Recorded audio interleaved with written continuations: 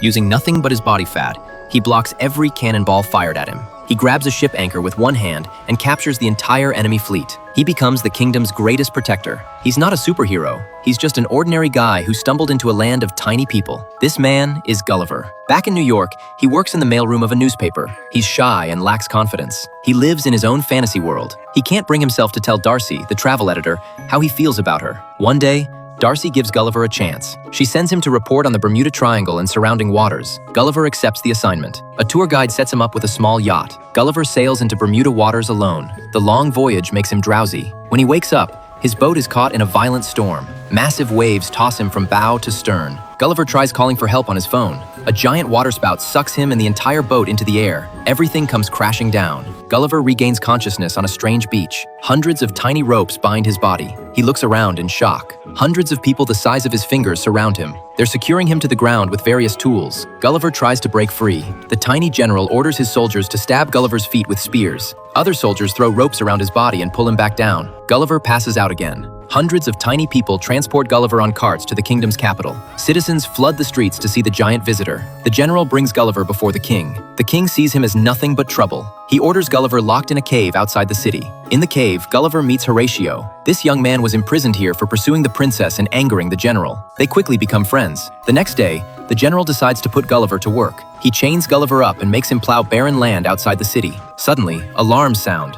Enemy spies have infiltrated the palace. They're setting fires everywhere and kidnapping the princess. The general, who loves the princess, orders Gulliver back to the palace immediately. Horatio secretly unlocks Gulliver's chains. He wants to rescue the princess. The spy nearly escapes. Gulliver reaches out and grabs him. The princess is safe. The king is still trapped inside the burning palace. Gulliver thinks of a solution. It's not dignified, but it works. He puts out the flames in his own unique way. King Theodore doesn't punish him for the awkward method. Instead, he declares Gulliver a hero in front of everyone. To thank him for saving his life, the king invites Gulliver to a celebration feast. He builds Gulliver a mansion by the sea. At the banquet, Gulliver lies and claims he's the president of Manhattan. The king believes every word. His respect for Gulliver grows even stronger. Gulliver asks Horatio about his progress with the princess. The young man has no idea how to talk to women. Gulliver starts coaching Horatio on how to win the princess over. Armed with modern romantic ideas, Horatio uses sweet words and unique dance moves to capture the princess's heart. That night, Gulliver gets word that his yacht wreckage has been found. Once the boat is repaired, he can return to New York.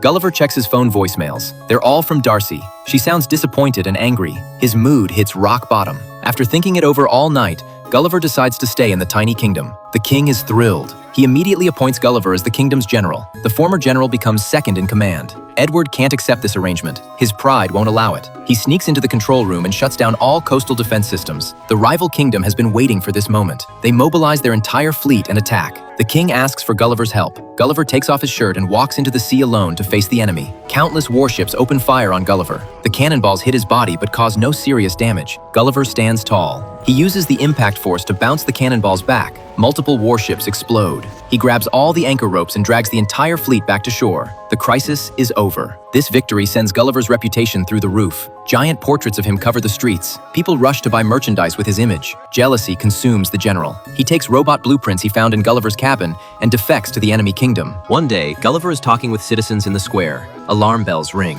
A massive red metal device appears outside the city gates. Inside is the general who betrayed the kingdom. Gulliver walks out to face him. The metal device rapidly transforms into a giant robot. Gulliver realizes he's outmatched. He tries to retreat. The robot grabs him and lifts him into the air. To save his life, Gulliver surrenders. He admits all his heroic stories were fake. The truth shocks every citizen. Edward banishes Gulliver to a deserted island. As Gulliver climbs off the raft, a giant glass bottle falls from the sky. Gulliver wakes up in a room. Someone has changed his clothes into something strange. The entire room shakes violently. The walls lift away. A giant face appears before him. This time, Gulliver has landed in a kingdom of giants. To them, he's the tiny one. That night, Gulliver finds a skeleton in a flight suit in the room. Just as despair sets in, Horatio finds him. Horatio tells Gulliver that Darcy came to the tiny kingdom looking for him. Now the general has her locked in the cave. Gulliver immediately straps on the parachute the pilot left behind. He uses the ocean winds to fly toward the tiny kingdom. Gulliver quickly reaches the cave where Darcy is held. With help from King Theodore and the Queen, he finally works up the courage to tell Darcy his true feelings. This time, Gulliver won't run away. He's going to challenge the general. He's going to help restore peace to the kingdom. The battle begins. Gulliver immediately falls behind. The robot's powerful electric current leaves him defenseless. Gulliver is about to lose. Horatio crawls inside the robot and cuts the power lines. Gulliver seizes the opportunity. He jumps onto the robot's back and attacks furiously. He rips out the transmission system. The robot is completely destroyed. With Gulliver's mediation, the two kingdoms put their hatred aside. They establish peaceful relations once again. Gulliver and Darcy begin their journey back to New York.